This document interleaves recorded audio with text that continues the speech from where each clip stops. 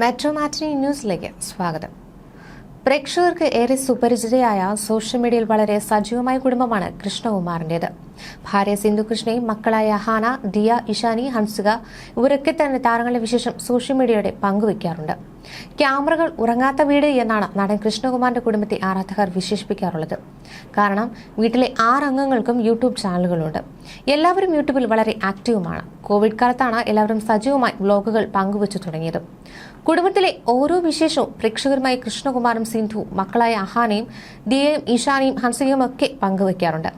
താരകുടുംബമായതുകൊണ്ട് തന്നെ ഇവരുടെ വ്ലോഗുകൾ അതിവേഗത്തിൽ ശ്രദ്ധ നേടുകയും ട്രെൻഡിങ്ങിലൊക്കെ ഇടം പിടിക്കുകയും ചെയ്യും.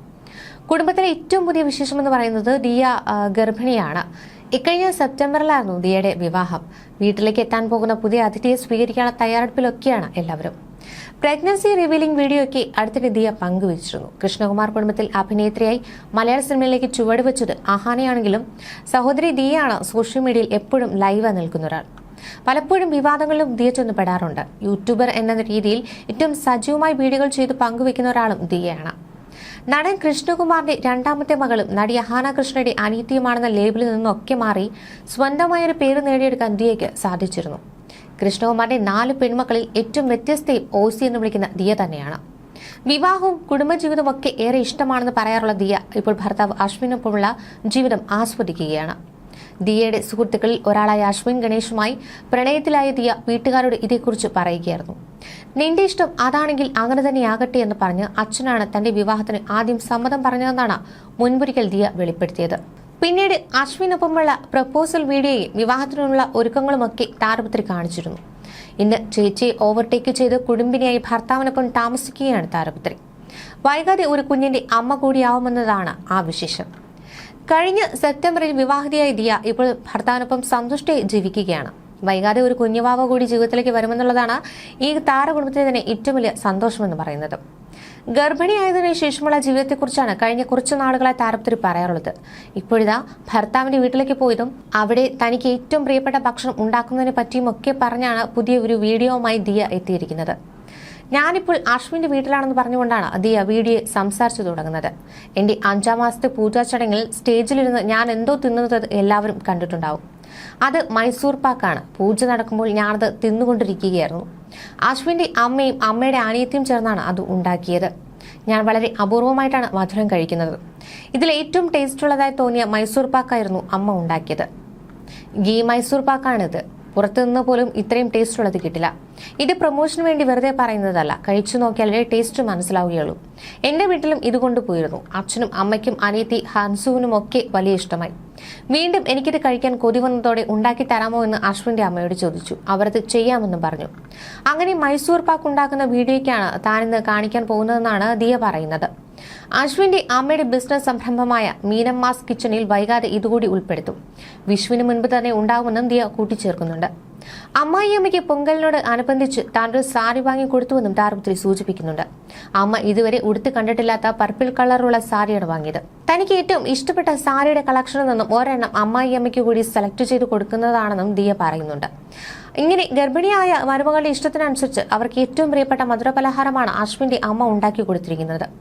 വീഡിയോ പുറത്തു വന്നതിന് പിന്നാലെ അമ്മായിയമ്മയുടെയും മരുമകളുടെയും സ്നേഹത്തെക്കുറിച്ചുള്ള കമന്റുകളും വരികയാണ്. ഇത്രയും സൗഹൃദത്തോടെ ഇടപെടാൻ കഴിയുന്നതാണ് നിങ്ങളുടെ ബന്ധത്തിലെ ഏറ്റവും സുപ്രധാന കാര്യം.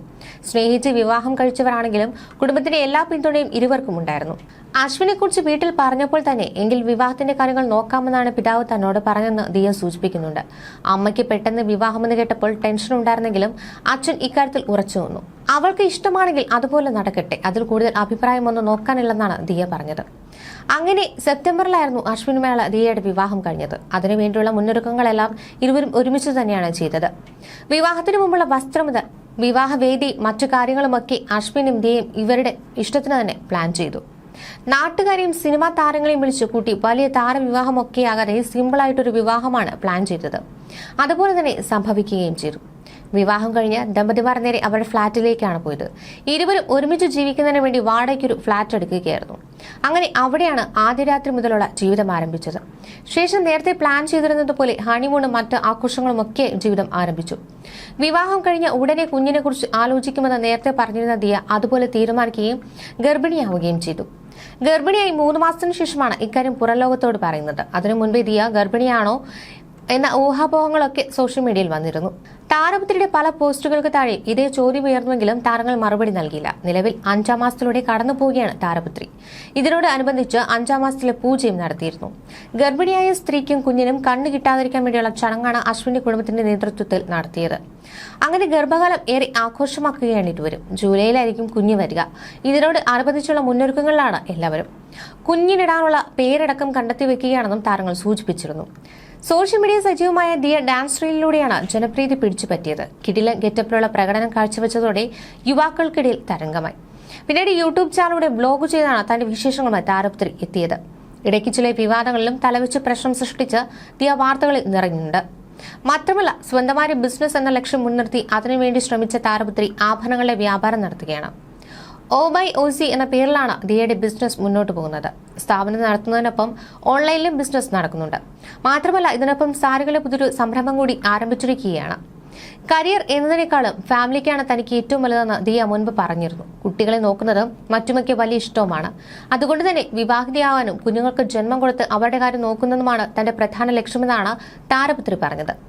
അങ്ങനെയാണ് അശ്വിനുമൊത്തുള്ള വിവാഹം നേരത്തെ തന്നെ നടത്തിയത്. മൂത്ത സഹോദരിയായ അഹാന വിവാഹം കഴിക്കാതെ നിൽക്കുന്നതിനിടെയാണ് ദിയ ഓവർടേക്ക് ചെയ്ത് കുടുംബിനിയായത്. സിന്ധു കൃഷ്ണയുടെ പുതിയ Q&A സെക്ഷനും സോഷ്യൽ മീഡിയ ശ്രദ്ധ നേടുകയാണ്. ആരാധകരുടെ രസകരമായ നിരവധി ചോദ്യങ്ങൾക്ക് സോഷ്യൽ മീഡിയയുടെ സിന്ധു കൃഷ്ണ മറുപടി നൽകുന്നുണ്ട്.